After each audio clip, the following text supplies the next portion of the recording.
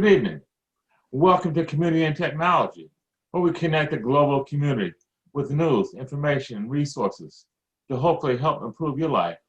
I'm Stu Reed. I'm here with my UBI team, UBI being Universal Basic Income. Diana Blackwell is the president of Fred Samuel Houser's Resident Association in Central Harlem and a community activist and champion for Harlem residents. Diane has been a driving force in bringing the focus on community and technology to UBI. Polly Spain is the president of Federal Aid Housing Group on the Upper West Side and an active member of Community Board 7 in Manhattan. Polly is an ardent community leader, educator, and advocate at UBI for our underserved communities. Today's special guest includes Grant Houser's Resident Association president, Mr. Carlton Davis. He has been bringing innovation and exceptional leadership to Grant Houses. And of course, we're joined by Mr. Enno Schmidt, who is from Basel, Switzerland. He's the co-founder of the Basic Income Initiative and the Referendum on Basic Income in Switzerland, author of the Basic Income film, A Cultural Impulse, and currently at the University of Freiburg in Germany, where he's helping to set up the Freiburg Institute of Basic Income. Welcome, everyone. We also have DoReece Huff. Oh, I'm sorry, Miss DoReece Huff. How could I forget you, DoReece? I'm reading my sheet and not looking at who's here. DoReece Huff, active public housing leader. And DoReece, I'm sorry, which development are you Campos, right? Campos Plaza. Okay. And we are just joined by Lewis. I'm not sure. Lewis, are you there? Miguel Lewis. Miguel Lewis, okay. Miguel Lewis, another public housing leader, I believe. Welcome, everyone. Okay, we're going to start the show with a brief video from the Yang Gang. So let me see if I can get it queued up here.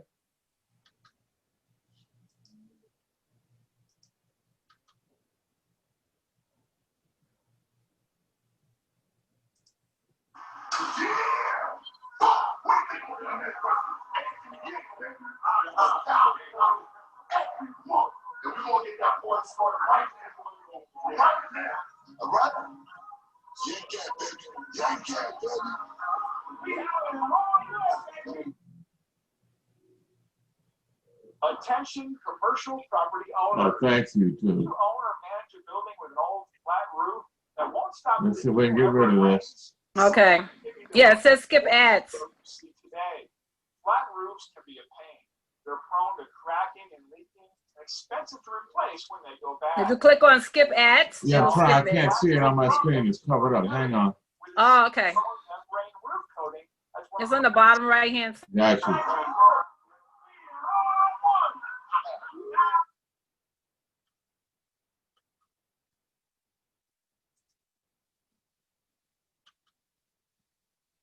you. There you go.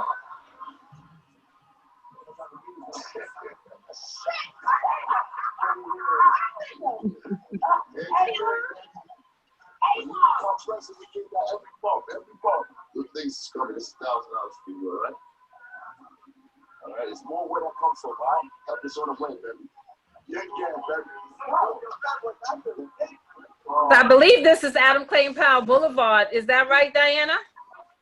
I don't know. I've been trying to figure out. Yeah, it is. Yeah, right?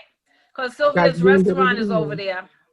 Okay. So they're giving out money to people, $1,000 in cash, and people are really excited. Mm-hmm.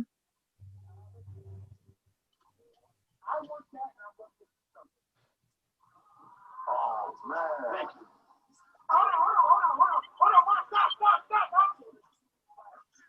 Hey, listen, Andrew Gang is making a way into the $1,000 every month. Bro, this on the barbershop right here. We're going to raise the rent to $10,000. We raised the rent to $10,000. I can't pay that. So, I did hit me. I said, you know what? I'm about to go get me. I'm going to get a boss. I'm going to cut this shit out. I'm trying to own the barbershop.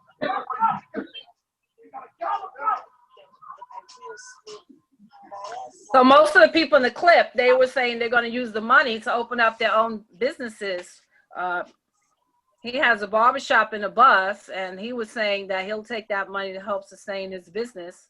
This guy, as you see, has a Frank stand on the street. I know there was a woman also who said she's going to use the money because she wanted to buy her business license. So most of the people in this clip were saying they're going to use the money to kind of invest it in other little enterprises. So I thought that was a good thing. Wonderful thing.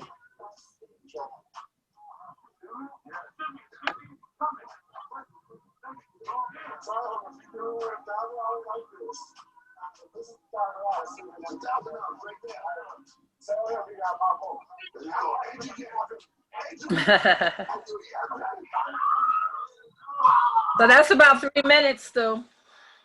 Okay. Okay. Well, that was Andrew Yang Gang video. We've been joined by another participant. Who's this here? 646. Hello. Yes, Is good that evening. Miguel? Yes, ma'am. Good evening. Oh, this is Miguel. Yes. It is. Okay, I'm going to put your name up so we know who you are. Okay, welcome to Community and Technology, Miguel. I'm happy to be here. Okay, so we just saw a brief clip from the Yang Gang where some brothers in Harlem were giving out $1,000 at a clip. By way of background, though, Enno Schmidt, who has been working in UBI for probably over a decade or so, why don't you give us, especially for the new folks on the show here, a brief background about universal or unconditional basic income? Yeah, thanks, Stu. You know, unconditional basic income means that there has to be an income for everybody in society, regardless whether you are employed, unemployed, young or old, woman or men, rich or poor, whatever, regardless of your lifestyle, any circumstances of your life, regardless of to what you believe or whatever. It is just that everybody deserves dignity in life and deserves the right to live. And the right to live is given by an income, practically. So this idea of an unconditional, really unconditional, no strings attached income, high enough to live from, on a modest level, but decent. This idea is, in a way, very old, but on the other hand, it rised up in this century, in the beginning of the 2000s, 2004, in Germany and other countries. The idea is that the basic to reach month end is secure, is given, is just given. It is because you are a human being. It is because we appreciate all each other. We are a society. You are part of the society. And nobody has to be blackmailed by his or her existence to be forced to do things you don't want, you don't appreciate, you don't value, so that the basis is secure, an unconditional basic income. This sounds in the first moment very utopian, very visionary, but on the other hand, look to it, it is quite normal. It is quite normal to say, hey, your life is yours, You can take your life in your hands. You make your decisions on that basis of the basic income. So then, of course, people want to do things. People want to earn more money. This is like it is today. And everybody is free to earn money how far he or she can do. It is not an ideology. It doesn't say what you have to do. It's not communism. It's not everybody is equal. No, it is that the basis is the same. And everybody is free, more free than today. So it's not a totally different world, and it's not the promise of the holy world. It is just to say we don't need any longer pressure to the individuals to do things just for survival. So this pressure of survival is blocking and wasting so many good intentions, so many ideas, so many love to do things for other people, so many creativity, so many progress in politics, in how we look to enterprises and what economy is. So the whole progress of society is tied to this survival mood for so many people, much too much. And therefore this idea is not so utopian currently, and in combination with COVID-19, so many governments and people in countries are seriously thinking about that, because this could be the solution for so many problems in so many countries.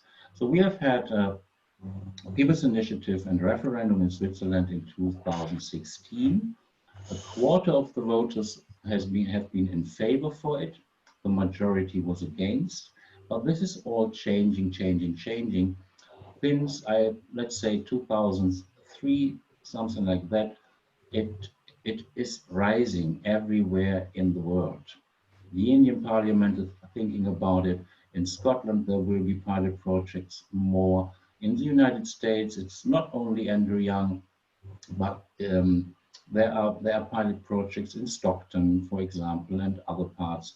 There are so many mayors who want to implement basic income because they are close to the people. They know what the suffering is in the communities.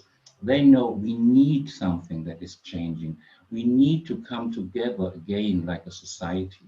So this division that there is some people very rich and so many people are desperately poor, this is not the society we want. And this is not democracy, you know, this is not a society of sovereign people who decide about what is best for us and also for me. We need that step. And it's very real currently, and it becomes even more real every day. More and more people can think that, even if it sounds so strange in the first moment, because we are so trained to think that money can only come from work. Well, that's stupid. Money is needed to buy things from other people. And work is what you do because you appreciate that, you value that, you want to do that because you see any meaning in it. So that is work. Work is doing things for other people. In fact, not as an ideology or idea. In fact, all work, look to it, prove it, check it, all work is work done for others. So what we are doing here now is talking with each other to give each other some information to improve your understanding and your life. But all the work is today not work for self-sufficiency, so to supply yourself, it's always to supply others with whatever. And others are supplying you, giving you what you need to live. So we haven't had understood that we are in a social world community where everybody is working for other people. That's a fact, that's factual, that's not ideology. But the ideology is saying, no, everybody has to be an egoist, everybody has to look first to yourself. And this is not the truth in our life. So an unconditional basic income, if you think about a while, it is very usual, very normal, let's say so. And it's affordable, of course. So many people are asking, wow, but then people will become lazy. No, they don't will become lazy. They can do better what they really want to do, and they can change society. They can take care more of those people they love. They can take care more of those work, what they want to do, their own goals and purposes. And if there are jobs who are very undesirable, there are many jobs very undesirable, then what is it if all people have a basic income? You can negotiate your wage. You can get a much higher wage. You can get much more appreciation for those jobs who are undesirable today. Mostly they are so-called, what is the name? Dirty jobs or whatever, because people look down to those people because you have no choice. They're thinking, this guy is doing that because he has no choice. But if an unconditional basic income, everybody has a choice. So many jobs are bad paid today, even if they are so valuable for the society, with an unconditional basic income, wages and salaries will go up for those jobs who are really necessary, who are really important for the society, and maybe hopefully wages can go down at those jobs who are not important.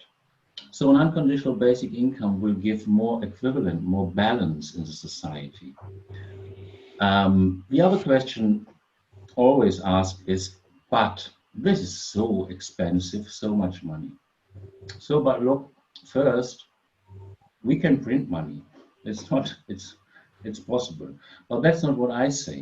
What I say is, look, if there's an unconditional basic income for everybody in the society, then of course, wages and salaries will be renegotiated. And that means many social security benefits are no longer necessary because people have the money. In the jobs, maybe salaries and wages will be renegotiated in the way that they will fall a bit. So, but the total income that you have, in addition with the basic income, the unconditional basic income, will make that you have more money than before for many people, but not exactly the same amount in addition up on top of your stable wage. The wage will become flexible. So it is not that everybody has much more money, but it is that everybody has a basic income for sure, unconditionally, from birth to death, your children too. We can talk about if unconditional basic income should be lower for children, but that's not the main point. The main point is there is this new idea that frees up, that enables people to act more freely, not so forced to do things and to live in a horrible way. So this is the idea. And many things will happen from that. And of course, I thought a lot about it, and other people too. But everything what I see and saw, and all the time I'm thinking about that and researching that and acting for that, is everything has a good impact. Why? Because it is focused on the freedom and dignity of each individual human being. So what can be wrong by that? It makes more dynamic an economy. It strengthens the competition capability for the country that implements it first. It hires the feeling of being a community. It strengthens the capacity, the capability to act social. It is much better for your health, also for your mental health, better for your food. You can buy better food, you can dress better, everything like that. So why not doing things that are good for people? Unconditional basic income, so that's the last sentence for first, is worldwide in consideration. Governments, NGOs, activists, many people. It comes up more and more. And Harlem could be the place, one of the places, there are many pilot projects all over the world, could be one of those places where people start implementing it. And it must not necessarily be that politicians implement it. It can be implemented by the citizens. Oh, well, thank you. You know, for me, the big piece that hits me is that universal basic income frees us up from what I like to call volunteer slavery. So many of us are going to work because we have to. We're working for somebody else to make somebody else wealthy, to produce somebody else's goods and services. And we're on a treadmill, many of us are. So universal basic income frees us up from that volunteer slavery and gives us some room to think about what we really want to do with our lives. How do we really want to contribute to our community? What things can we do to improve not only our own well-being and development, but for our family and for our community? To me, that's the real power of UBI and the kind of impact that it will have. But I know both Diana and Polly have been thinking about this for a while, about how we might make this happen in Harlem. Could it happen in Harlem? I'm wondering what you guys are thinking, Polly. Well, basically, for me, as I said in all of our discussions, and just listening to Enno's now and to you as well, you know, I've always felt that something was wrong, you understand, when you have so much poverty, so many, you know, economic issues, social issues that never change. I mean, I've heard people say, you know, just from the cradle to the grave, you know, they never feel like they could break out of this trap of being in a job that they hate, okay? You call it voluntary slavery. I don't. I feel like it's mandatory slavery, because if you want to eat, you know, you have to basically work, right? Mm-hmm. And now everyone's feeling it, where they can't keep a roof over their head because the cost of living is astronomical. So, you know, for me, it's freedom, basically. Social and economic freedom. That's what I think it is. It allows people to be free, okay? The average masses. And I think that the COVID has brought this out even more, because more people have been out of work, you know, people are dying, etc. And I also feel that instinctively, people have always felt something is wrong with this picture, but they couldn't articulate it and put it into terms, okay? So really figure it out. And for me, when I first learned about UBI, when I went to Switzerland and, you know, talking to Enos as well, you know, it was a new concept in a sense as far as the language, you know, being able to articulate it. But I always felt instinctively that something was wrong. No one should be born into a world where they just spend the rest of their life just paying bills, right? And being, you know, burnt out, tired, you know, and then who has the right to determine what your value is as far as what you're producing? You know, and even in my background in education, you know, I felt, and I do feel, that people should have a choice to utilize the gift that they're born with. I feel everybody has a gift that is inside of them innately, and we need to nurture that, because I've worked with young children, and like I see some love building blocks. So to me, that person should be an engineer or architect. You know, some people should be an artist. So it's like our gift is suffocated, killed, and destroyed, okay? Because we're programmed and conditioned to be a robotic, to me, drone. You understand? Take away your mind, take away your soul, take away your life, okay? So that's the way I see it. So for me, universal basic income is a tool to free humanity from being, you know, mandated to be a slave, okay? You know, for me, it doesn't have anything to do with politics. It has more to do with humanitarianism, okay? And that, you know, for generations, people have basically had, I would say, corporations, okay, have had their foot on everyone's neck, okay? So, I know DoReece and Carlton, this is new dialogue for you, okay? I'd like to hear from you, DoReece. You know, what do you feel about universal basic income from what you've heard? From what I heard, I actually like it. And it's like, it'll give some of these residents a sense of need, a sense of more of what they can do. And they won't feel like they stuck. It's like so many people feel stuck. So I really like the idea of it. We definitely got to get it up and going, because it's so many tenants, like you said, since COVID hit, they don't know, some of them don't know their right from their left anymore. Right. And it's confusing. To me, it's scary.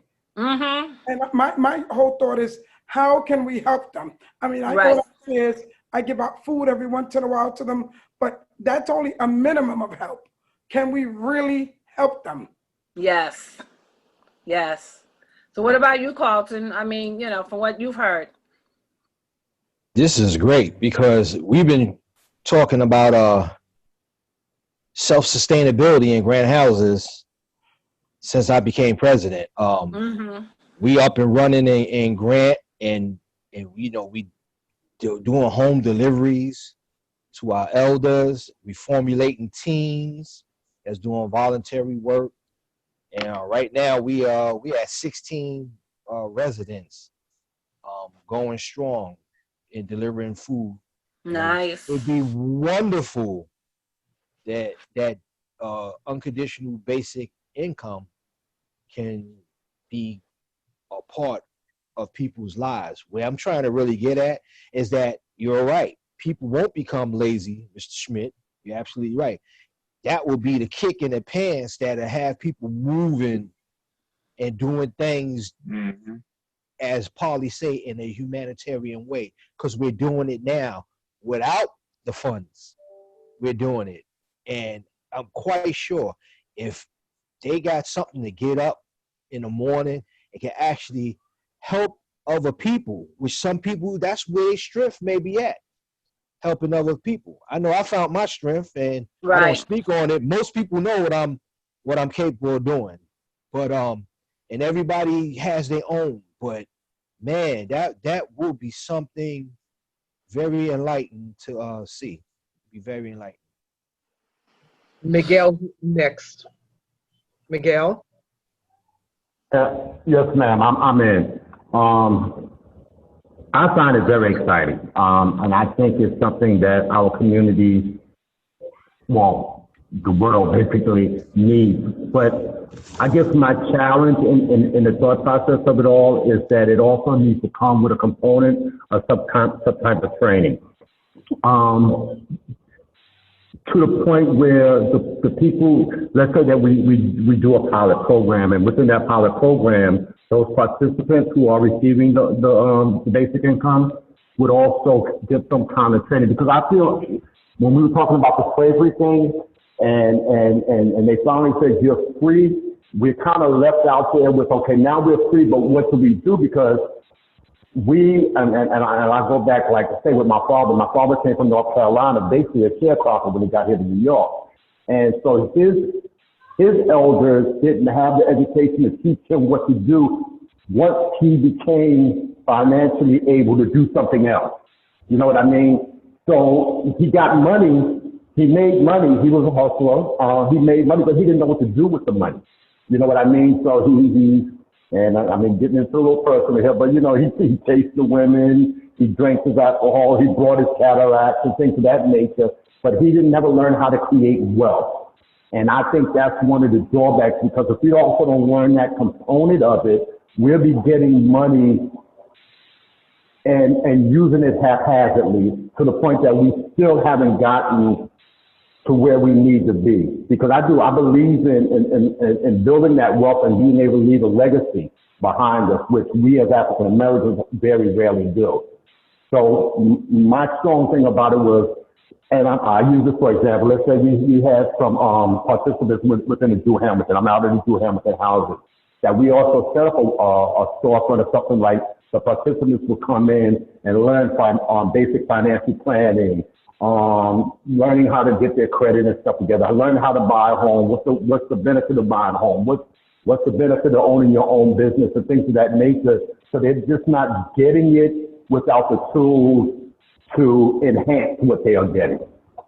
That's where I'm at with it. But I think, I remember when Martin Luther King used to say when he was saying basic income, and I thought it was a great idea then.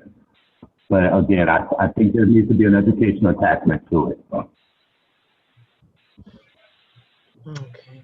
I'm going to say two things because there's two schools of thoughts there. One, we do need to teach our people, our community, how to utilize this money coming in. But also, it's the creativity that will be released once the people get the money. They may have wanted to go to school, and this money will come in. And they don't really need to be taught how to put it aside to go to school. They need to get in school and let that money pay for whatever it has to do, whether it's transportation, books, or even the classes. And some of them need to work, and they will be able to pay a babysitter instead of leaving the children home as latchkey kids. And that money will come in. It's two, schools of thoughts. Yes, we do need some of them educated on what to do, but there's some that just need it to release that that freedom on the inside of them to do what they need to do, that creativity. But you're right. You're absolutely right.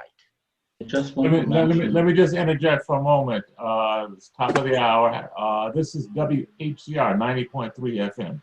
You're listening to Community and Technology, and we have our UBI team here on Community and Technology talking about unconditional basic income.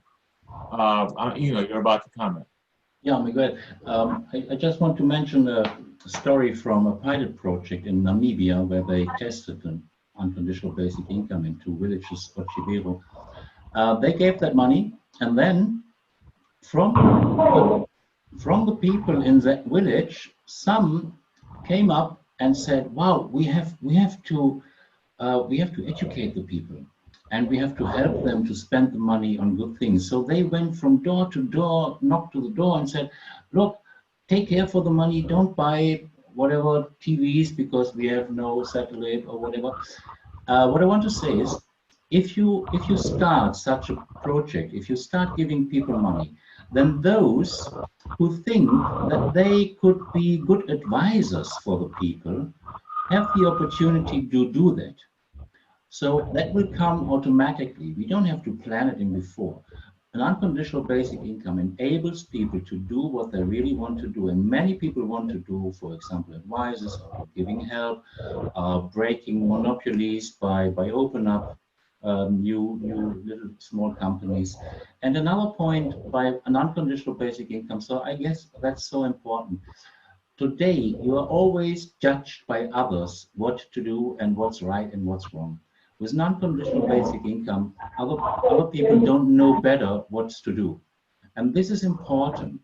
You know, it is a trust, it is giving a trust to the people, and there is evidence that people can decide good by themselves with non-conditional basic income. So your suggestion that that should be training, that money is not everything, not money is nearly nothing, is right. And it is proven in pilot projects that some people do that. They come up with advisors and they come up with that. And if other people appreciate that, then this is fine. But we don't need to organize this in before. So people can take care for that. And the decisions that those people made, for example, in a huge pilot project in India, has been much better than everything what the government before thought would be necessary to do. They know better what to do for their own life. So this is the experience that we already have. Okay, I know that we've talked a little bit about, getting something like this going in our own community in Harlem. I'm wondering, where we are on this and what you're thinking in particular, Diana and Polly. I know you've given a lot of thought to this, so at least some initial thinking about how to get this started. Where do we begin? I mean, maybe we'll begin with like what we're doing right now, just kind of raising awareness and bringing more people into the loop about what's going on. But what's your thinking? Well, I think it's very important because, first of all, the concept is new, right? The language, and I think I spoke about that before. We have to be able to articulate the idea itself, because people always think there's a catch to everything. All right. So you got to break down that wall, because if I say to somebody, I'm going to give you this $1,000 stipend, in their mind, who are you? Why are you doing this? So that's important. Okay. Because it's the fear factor and the trust factor. All right. That's completely, opposite of how people think, right? It's always why, all right? What's the reason? Especially like New Yorkers, we always, we put that wall up, okay? Sooner or later, I know there's going to be something down the road that you want from me. You understand? So a lot of people's like seeing is believing, all right? So we have to break through that, So this helps. But originally, Diane and I, when we came back from that conference, what we were talking about is, selecting an intergenerational group of people, different age groups, okay?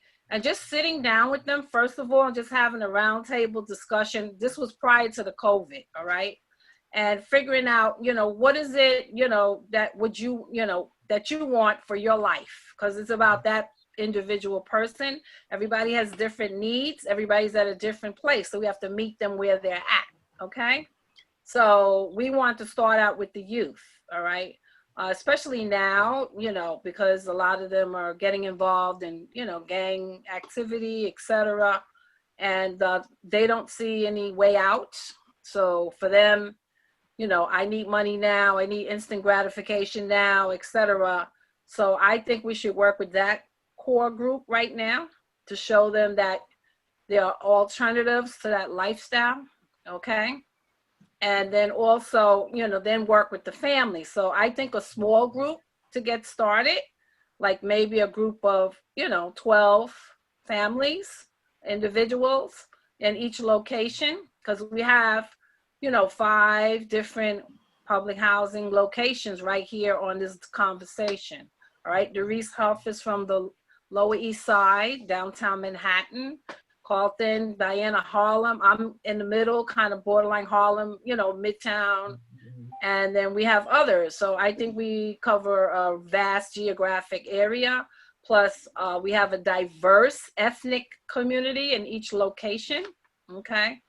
And, you know, I feel that the people who are on this call right now, you know, we could work together as the core group to get it started, okay? Even though we have to do it virtually, but in order for it to succeed, I don't think that it should be a huge undertaking. I think we should start out small and have, you know, work it out, trial and error, because, you know, this is, again, brand new. So we need to figure out what's the plan. So that's how I would like to see it launched. Of course, we need funding.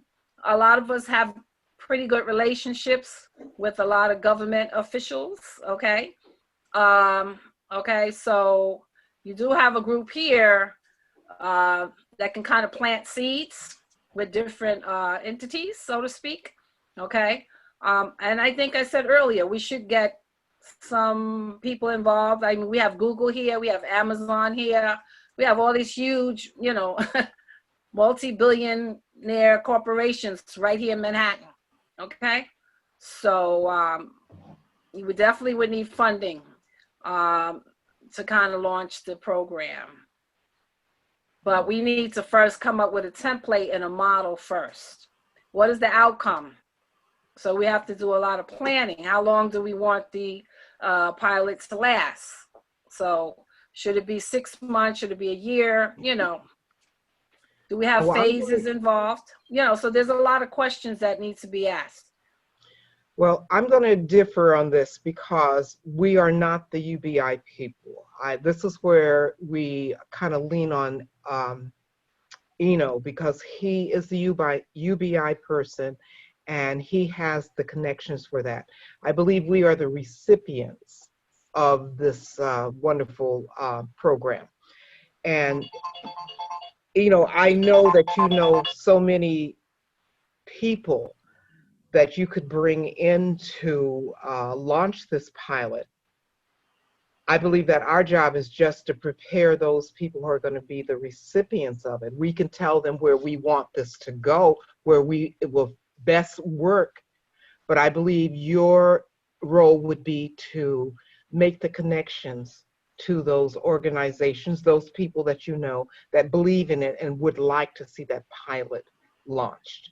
Yeah, of course, I will do my best to give all my connections to you, but I agree very much with Molly that she said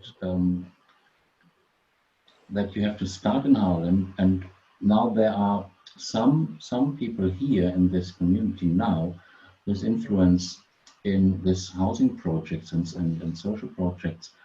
And I think that's a good idea. I agree with Polly. It has to come from your side, and I can bring in whatever I can do. I will do contacts of people, but the strength has to come from your side.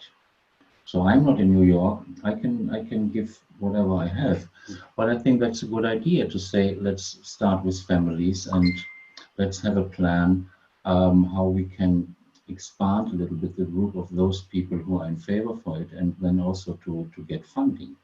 So I can give you some contacts for funding. The Economic Security Project, for example, by Chris Hughes who is one of the co-founders of Facebook, and so on. But maybe also from your community, I don't know what money. I think yes, it's important what Polly said. So to start there, and I can do in addition many things, and I think everybody can have a look what his or her role is in this project. But let's start in that way. If I can just echo, I think that makes sense too. I think, folks here have to be vested in the program. So we can't look to outsiders to make it happen for us. I think we gotta make it happen, and maybe outsiders can provide. When I say outsiders, folks from other communities such as yourself can provide expertise and guidance. But I think folks on the ground have to kind of make it happen. I think so too. Polly's example, 60 people, $1,000 a month. That's like $700,000 for a year. That's not a huge amount of money for a corporate sponsor to kind of launch something like that as a pilot. So yeah, I think if we can begin to kind of think along those lines, we might be able to get something off the ground. Yeah, and then you have to consider that if you have whatever $700,000 for those who get the money as recipients of that basic income project, then you need around about the same amount for those people who are working on it. So people who are working on it, accompany those who get that money, research on it, make studies on it. You need also income for those, so you, which are doing it. Otherwise it dies very quickly. So first think to yourself, how can there be some money for you to make a program, to deliver it, to build it up. So first money for those who are the initiative, who are leading the initiative. That's just to not forget that we can work voluntarily. And then I think, so my experience is achievable goals is important. Short-term goals is important. Otherwise, you think, oh, in a half a year we have to do that, then nobody's doing anything. And then half a year later, you say, oh, now it's too late. So short-term goals, achievable goals, a sporty competition in a way, so that there's some fun in it, some party mood in it. So it's not an effort. It's not, oh God, we have to do that. And I think if there are young guys, like you probably said, then maybe let's think about how can that be vibrant for them? How can that be a meeting where they don't listen to any idea, but exchanging and being creative, and the strength of those young people has to come to ground. So that's what I'm thinking. And I can do, of course, I can do what I can to give some connections, to give some insight, to give help from outside, but the center is you. So in other words, what you're saying, whoever we recruit, right, we need to identify the people that we want to bring in, each of us at our locations, okay, and then have a discussion and kind of do our research first and study, get feedback from them on what their needs are, would they be interested. So we need like a profile, kind of like a survey, and let them kind of guide us on how to make this effective for them to change their lives and make them want to go into a different direction. Is that what you're? Okay. Yeah, of course. And is there some money for research, some funding for some new projects in that areas where you're working? Is there any funding for innovation projects or something like that, or research fund? So there is a lot of money. You are dealing with a lot of money, don't you? Right, but my thing is too, because I was thinking as you were talking, right? Like I said, we all have relationships with elected officials. Elections are coming up. This is an opportune time to hit them up for money, to bring this idea to them. But we need to map it out first, like you said, with a budget. We got to have the concept on paper before we sit down and talk to them. I like to have a panel discussion with them too, okay? Yeah. Yeah. So that this way we can talk about, and I'm talking about locally, because we got people, you know, running for office locally, okay? Yeah. So we Yeah. need to plant a seed in their brain because they can write a check, okay? Yeah. To uplift the community since they want everybody's vote, all right? Yeah. That's how I'm talking and thinking in my mind as you were talking about what we need. But we need to have a plan to discuss with them. We can't just say, want to introduce UBI, because I know Diane and I, a couple of years ago, we went up to the state office building, right?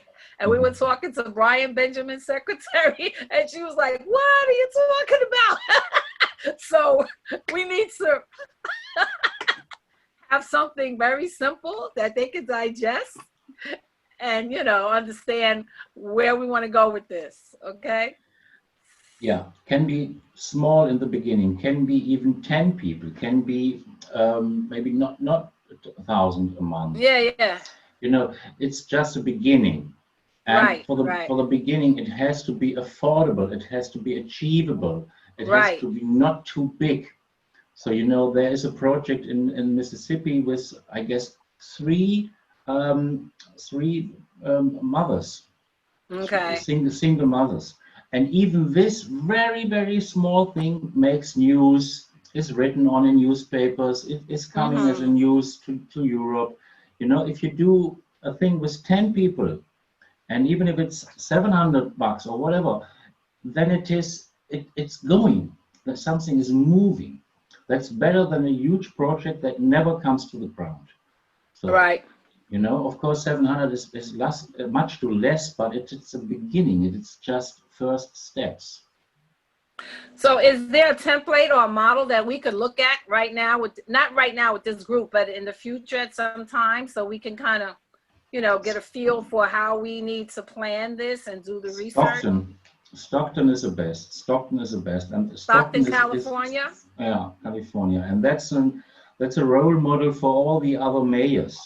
And you can talk with Natalie Foster, and she knows all the mayors, and she is in that economic security project, which is the funder. Who is Natalie Foster? And Natalie Foster lives in Oakland. She is involved in many things, and primarily also in basic income and in this economic security project. That is some people, and that is a place where money is given for UBI projects in the United States. So can you put her in touch with us, or do we have to do this? Yes, of course. I give you all the addresses. Okay. You know, is the Stockton project, is that municipally funded or private, or is it some combination, you know? That's private. That's private. Oh, it is? Okay. Yeah, that's private. That's all private. I think private is the best. And you know, in New York, I know Albert Wenger, and he's a venture capitalist. He's living in Manhattan. He's for UBI, and maybe he can give you something too. Who's that again? What was the name? Who? Or where? Who or where? Albert Wenger, venture capitalist, Twitter and such. He is living in Manhattan, Lower Manhattan. Did you get that name? I couldn't hear the name. Oh yeah, Albert Wenger. I didn't get the name. I didn't get the name. I will send you all the. I will send you all the. Okay, great. He was one of our guests. We can do that offline and follow up with the particulars. Yeah, we will do that later. Okay. So that's what. So DoReece and Carlton, do you think that's something that you guys want to work on with us? I definitely do. Yes. Right. What about you, Carlton? Oh, definitely. Like I said, we're working now. You know, we're shown a model of what we're doing in grant houses, working with corporations and things of that nature, and it's modified from what UBI is. But the comparison is that people are with stipends will come out and participate in this. Okay. And it's not so much a work, but you can also add an element of community, doing things in your community. while you have some kind of outer shell to cover the core of Right. just giving away $1,000. The outer shell would be, you know, that we're doing something, help remove some trees or something. Well, like we did the cleanup, like you at your place. That was good. Exactly. You see, and that worked. Oh, Yeah. look, not to get off the subject, but man, people went buck wild. They were like, where are the residents at? And we put it all over, we put it all out there, all over the platform. And if we would add some money to it, I guarantee you, we would have had the whole place would have been flooded.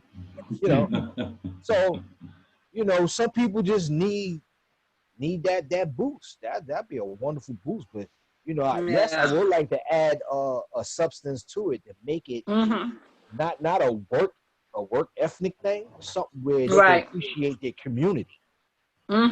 Exactly. Yeah. And, or definitely. Or and then you can promote for the whole district, and that will ignite the nucleus that Stu and Doug and I always talk about. Well, they always hear me talk about the nucleus.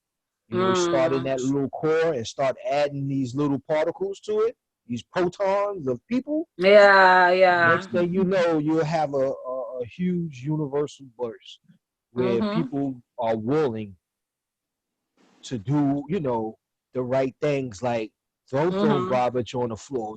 They start walking to a garbage pail and things of that nature. It can change the whole self-esteem of people in the around the world. It can grow that big. It's not a fantasy. Because in Grant, we doing good here, you know, and as far as uplifting people's self-esteem, and we got a lot of work to do, but the people we have that's involved and people that's listening, I think we can make a great turnaround here and in other public houses and everything. Excellent. Well, we just got a couple minutes left, Polly. I maybe want to hear from Louis and Miguel. And there's somebody named Jerron on also. I don't know if Carlton, if that's the young man that was there for the cleanup. Yes, it is. That's the sergeant at arms. Yeah. Okay. Jerron, it looks like your audio is not connected. Maybe you can find it connected. Luis, Miguel, you guys have any final comments in the last couple minutes about what Polly's proposing?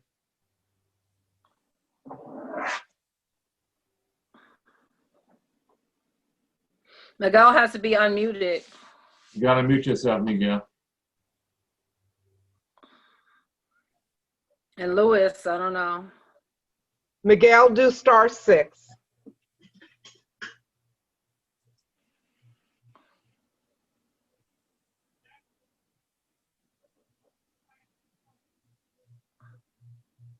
Miguel, you have any final comments for us on what do you think about the proposal that we've been talking about the last few minutes? I think the proposal is great. I love the idea. I'm fully on board. Definitely like to, you know, sit down and further discuss our, you know, our goals, short and long term, and, you know, figure out how we can make this happen. Okay, great. Well, I suggest that maybe Polly and Diana take the lead and offline coordinate with everybody in terms of next steps. This has been a great conversation. Any last comments from folks in the last minute or so? I'm excited. Me too. Yeah. Diana, any final comments, Diana? No. Oh, okay. Okay. Well, I want to thank you all. You've been listening to Community and Technology. We've had a very exciting conversation about UBI, Unconditional Basic Income. And we have a core team of folks here in Harlem and Lower Manhattan and Mid Manhattan that are looking at maybe getting something going here, right here in the city. So I want to thank you all for contributing and stay tuned to Community and Technology for more vital news and information to help make our community stronger and build us all up together. Thanks for tuning in. Thank you. Thank you. Okay. Good night. This is night, WHCR everybody. 90.3 FM, the voice of Harlem.